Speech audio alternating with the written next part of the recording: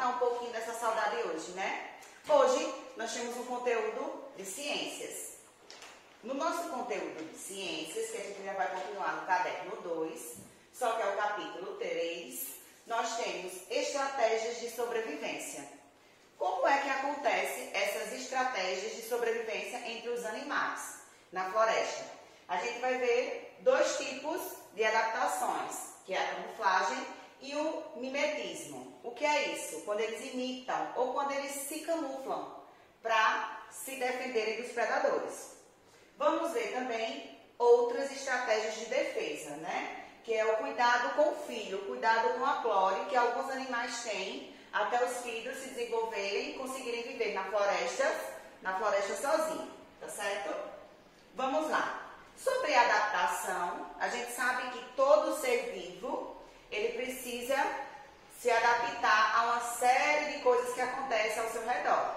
Seja o clima, seja se é dia, se é noite. Então, nós temos hábitos. Esses hábitos que nós temos, todos os seres vivos e alguns animais que a gente vai ver agora, dependem muito da sua habitação, onde ele habita, em que ecossistema ele vive, não é isso?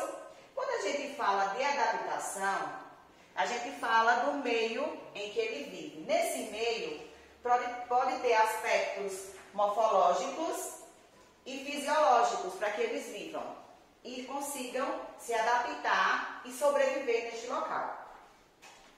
Quando a gente fala de relação, no capítulo anterior da gente, a gente falou sobre as relações de alguns seres vivos, sobre ecossistema, sobre ecologia, sobre nicho ecológico. Vamos refrescar um pouquinho a nossa memória. Quando a gente fala de adaptação, a gente tem que estar relacionada, a nossa adaptação está sempre relacionada aos componentes bióticos e abióticos. Lembram que é isso? Mas vamos relembrar novamente. Quando eu digo biótico, eu estou dizendo que é a minha relação com outras pessoas da minha espécie. No caso dos animais, é a relação que ele tem com outros animais da mesma espécie ou de espécies diferentes. Eles podem viver no mesmo habitat, ou seja, na floresta, mas eles têm nichos ecológicos diferentes, não é isso? Quando a gente se refere a nicho ecológico, a gente está dizendo que ele tem formas de viver diferentes, eles se alimentam diferentes. Tem animais que têm hábito noturno, tem animais que têm hábitos diurnos, tem animais que precisam se camuflar para se defender dos predadores. Tem animais que imitam outros animais para se proteger de predadores também. E quando a gente fala da relação abiótica, a gente está dizendo que nesse ecossistema, ou seja, nessa floresta onde eles vivem, acontece algumas variações climáticas, que essas variações climáticas são basicamente necessárias para a adaptação de alguns seres vivos. Não é isso? Quando eu falo de adaptações climáticas, eu estou falando de temperatura, de vento, eu estou falando se ele costuma caçar à noite, se ele costuma caçar durante o dia. Então, são essas adaptações. Lembrando novamente, biótico é a relação daquele animal com outros animais. Abiótico se refere ao clima, como está o tempo e como ele se adapta naquela temperatura, ou durante o dia ou durante a noite, certo? Quando a gente vê dessa forma os animais da floresta, com essa diversidade de adaptações, a gente consegue identificar que existem animais que são carnívoros, existem animais que são onívoros e existem animais que são herbívoros. Ou seja, eles têm um nicho, eles vivem no mesmo ecossistema, mas têm um nicho ecológico diferente um do outro. Esses exemplos que eu trouxe aqui para vocês são de vários animais que vivem no mesmo habitat, no mesmo ambiente, porém eles têm hábitos diferentes, não é isso? Nós temos animais carnívoros, nós temos animais onívoros, nós temos animais herbívoros. Então, uma diversidade. O nosso ecossistema, a nossa ecologia, ela é bem diversa dentro desses desse habitat, existem também as plantas que fazem parte deste habitat, que também nos ajuda na forma biótica e abiótica de sobrevivência desses seres vivos, certo? Quando a gente se refere a camuflagem e a mimetismo, a gente diz que esses animais, alguns animais, eu vou mostrar aqui para vocês, têm a facilidade de se camuflar. E por que eles se camuflam? Por que será?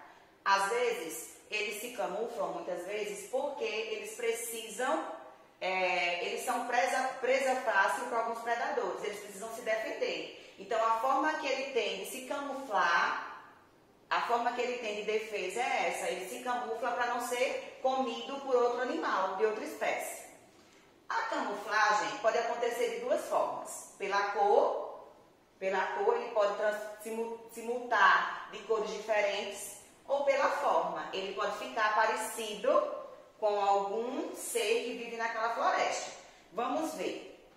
Quando a gente fala por cor, a camuflagem por cor, a gente lembra do lagarto, do camaleão. O que é que acontece? O camaleão, ele tem uma habilidade de mudar o tom da sua pele. Ele muda de acordo com como ele se sente ameaçado. Se ele se sente ameaçado, ele vai mudar e ficar da cor acessível, adaptável para aquele local que ele está, para que a presa não consiga, para que o predador não consiga comer ele, certo? Outro exemplo é o bicho-pau e o bicho-folha. Se vocês observarem, o bicho-pau é esse daqui. Ele tem a cor de madeira, é uma forma de camuflagem dele, e ele parece sim um gravetinho. Então, insetos, borboletas, gafanhotos, seres maiores do que ele não vão conseguir identificar, vão imaginar que ele é um galho daquela árvore. E o bicho-folha, da mesma forma, o corpo dele parece realmente com uma folha. Então, ele fica ali e consegue se camuflar, consegue passar despercebido de alguns predadores. Temos também o urso polar. O que é que acontece na adaptação, no habitat do urso polar? Ele vive no Polo Norte, longe da gente. O que é que acontece lá? Lá é muito frio, tem muita neve, então ele consegue fazer com que o pelo do corpo dele, né, que é a estrutura que ele tem de se camuflar, o pelo dele fica igualzinho à cor da neve. E acontece que alguns predadores não conseguem encontrá-lo, porque ele se camufla bem entre a neve. Da mesma forma, a gente tem o polvo. O polvo, ele também tem uma camuflagem. Ele consegue, dentro do oceano, se camuflar e ficar com a cor parecidíssima de onde ele está, do habitat que ele está. Ou seja, esse daqui, se vocês verem, se passa percebido pelas algas, pelos que tem em torno dele, ao redor dele. A forma das coisas que tem ao redor dele. Quando a gente fala de mimetismo, é já basicamente diferente. É quando um animal tenta ou tem alguma característica física parecida com outro animal, certo? É a forma dele se defender. Na maioria das vezes, quando a gente relata o mimetismo, a gente vê esses animais aqui, ó. A cobra falsa, a cobra coral falsa e a cobra coral verdadeira.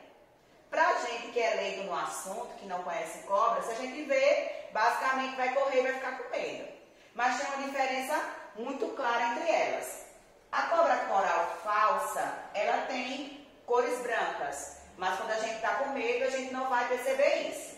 E a cobra coral verdadeira não tem. A cobra coral falsa não tem veneno. Ela pode lhe morder, mas ela não tem veneno algum. Você vai sentir algum incômodo, porque naturalmente o medo nos faz sentir com febre, uma série de incômodos, porque a gente fica com medo. Diferente da cobra coral verdadeira. Se ela morder, basicamente é fatal. A gente acaba morrendo mesmo em questões de segundos. Diferente dessa outra cobra falsa. Tem também a borboleta coruja, que é uma forma delas se protegerem. O que é que acontece? O rosto da coruja, basicamente os olhos, parecem muito com as asas da borboleta. Então, é um predador, não consegue chegar perto dela porque acha que está chegando perto de uma coruja, certo? Temos também outras estratégias de defesa. Essas estratégias de defesa que eu vou mostrar para vocês, surge mais, a gente diz estratégias de defesa, mas surge mais o efeito de quando o predador, né, quer pegar aquela presa, automaticamente ela tem a sua defesa. Nesse caso aqui, a gente tem o ouriço do mar. No corpo dele o corpo desse ouriço já é a autodefesa dele. Porque ele tem uma carapaça, e nessa carapaça, que é uma crosta grossa, ele já tem espinhos. Onde esses espinhos não permitem que nenhum predador chegue perto dele. É a forma que ele tem, ele já traz no corpo dele essa autodefesa, essa forma de defesa. Temos também o pepino do mar, que ele tem duas formas. Ele tem a camuflagem e o mimetismo. Por quê? Primeiro, ele se camufla ficando basicamente da cor do ambiente onde ele está, do habitat que ele está. E ele consegue também, dessa forma, ficando da cor do habitat que ele está, ele consegue com que todo o aparelho dele digestivo saia para fora do corpo. Quando ele tira todo o aparelho digestivo dele para fora do corpo, é quando ele se sente ameaçado. Onde tem uma presa, onde ele é uma presa fácil para qualquer predador no fundo do mar. Então ele faz esse gesto para que quando o predador chegue perto dele, perceba e imagine que ele está morto. E assim se afaste. Temos também a forma de como esses animais defendem o seu território. Quando a gente fala de defender o território, eles podem fazer de duas formas. Eles podem defender o território urinando, né, marcando o seu território, ou eles defendem o seu território por luta, brigando. Quando a gente diz que um animal, na maioria das vezes os felinos, é um animal que faz a sua marcação de território usando a urina, ou seja, ele tem o hábito de fazer xixi em várias partes para manter o seu território protegido e dizer que ele é o dono daquela flora. Quando a gente, aqui nessas imagens, a gente tem espécie de vários tipos de felinos que fazem essa parte de marcação de território com a urina. Aqui nós temos, então, no caso, uma ave bem conhecida, o azulão, que ela faz a marcação do território dela completamente diferente dos felinos. Ela consegue fazer a marcação do território dela através do canto. Né? Isso ela consegue ganhar aquela árvore, aquele território para ela viver, dependendo da forma com qual ela canta, que ela se sobressai entre os outros azulões, entre os outros passarinhos da sua espécie. Quando a gente também fala de cuidado com a flora, a gente fala do cuidado que alguns animais no ecossistema têm com seus filhos, com a sua flora. Quando a gente reflete o cuidado, a gente pensa em cuidado parental. Muitas vezes os animais têm o cuidado de alimentar, de proteger de um predador mais forte do que ele, alguns dos seus animais. Por que eles fazem isso basicamente? Porque na verdade, nessa proteção, eles conseguem ensinar os seus filhotes o sucesso de conseguirem crescer e viverem naquela floresta. Eles vão ensinando hábitos, costumes que eles têm de defesa para aquele filhote. Eu trouxe aqui para vocês o canário da terra, que é uma realidade que acontece em diversas aves. Elas passam, depois que as aves nascem, elas passam muito tempo sendo alimentadas pela mãe, e a mãe faz a alimentação diária, ensina o voo, ensina como é que ele vai voar. Ela deixa o filho propriamente independente para viver sem ela, para que caso aconteça alguma coisa com ela, ele possa viver muito bem na floresta, ele saiba se adaptar àquele ritmo de vida. Da mesma forma, acontece com outros animais. Nesse caso aqui é a onça. A onça, ela passa um bom tempo dando alimentação aos seus filhotes e cuidando, ensinando como faz essa marcação de território, deixando também o filho independente. Quando a gente percebe essa independência, acontece também outros tipos de adaptações. Quando a gente fala de outras adaptações que sejam favoráveis ou não favoráveis àqueles animais. As adaptações, como a gente viu até agora, vai de acordo com cada plore, ou seja, com cada animal, com cada estilo de vida do seu animal, com cada habitat que ele vive. Nos dias frios, basicamente, tem alguns animais que vivem nessa época e conseguem se adaptar a esse sistema. Como é que eles se adaptam? Na verdade, tem animais que têm as orelhas muito grandes, o nariz é sensível, eles conseguem sentir o frio, a temperatura quando muda as estações do ano, eles conseguem sentir basicamente pelo nariz, que é pelo olfato deles, e pelas orelhas. Vou mostrar aqui a vocês dois tipos de animais que são da mesma espécie, vivem no mesmo habitat, não é isso? Mas eles têm autodefesas diferentes, eles conseguem viver em temperaturas diferentes. Que é o caso da lebre, que ela tem a orelha mais curtinha do que o coelho. O fato dela ter a orelha mais curtinha é justamente esse. Em tempos frios, ela consegue se adaptar melhor. Porque o fato da orelha dela ser menor, é mais peludo, o pelo dela é mais resistente a essa temperatura.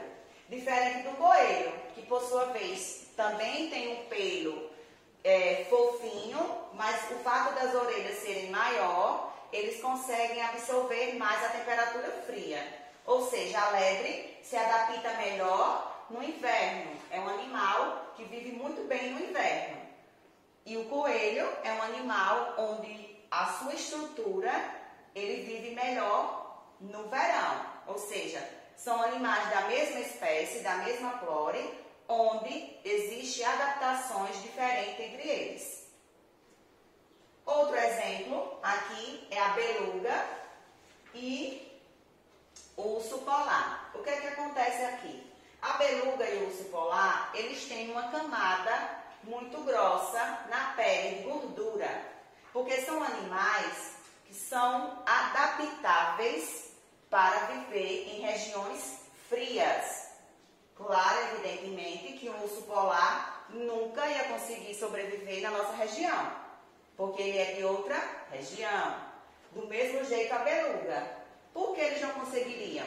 O fato da crosta do corpo dele, dessa camada de gordura que eles têm na pele, ser muito grossa, basicamente, se eles fossem viver na nossa região, eles iam acabar morrendo, né? Desidratados, porque eles iam sentir um calor absurdo e não iam conseguir sobreviver aqui.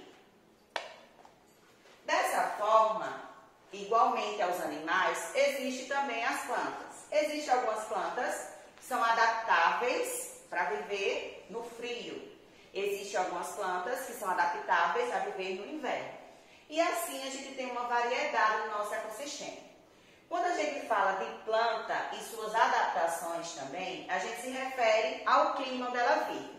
Por exemplo, o pinheiro é uma planta de origem fria, ou seja, ela se adapta melhor em regiões frias, diferente da nossa samambaia aqui, que se adapta melhor na região quente.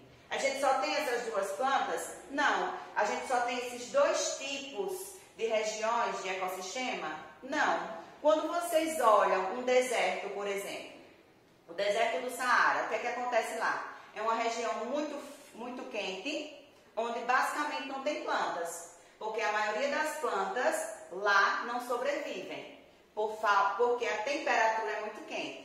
Então, para cada região, para cada ecossistema, existe uma adaptação. E essa adaptação é referente e necessita dos seres, das relações bióticas e das relações abióticas. Quando a gente fala de relação biótica, a gente está falando da interação do animal, do corpo dele, o que ele come, o habitat que ele vive. Quando a gente fala de relação abiótica, a gente está se referindo ao clima. Eu não posso, de maneira alguma, chegar no deserto e levar daqui uma samambaia para ela viver lá no deserto. Eu não posso levar uma tartaruga e colocar lá e achar que ela vai sobreviver lá, porque ela não vai. Cada animal, cada ser vivo precisa de uma adaptação para poder viver no seu ecossistema. Ok, meninos? Vocês têm para fazer para a tia uma atividade. Primeiro vocês vão fazer a leitura do texto, onde vocês vão rever os conceitos de relação biótica, abiótica, vão ver rever o conceito de ecossistema, de habitat e de vários outros assuntos que a gente viu anteriormente.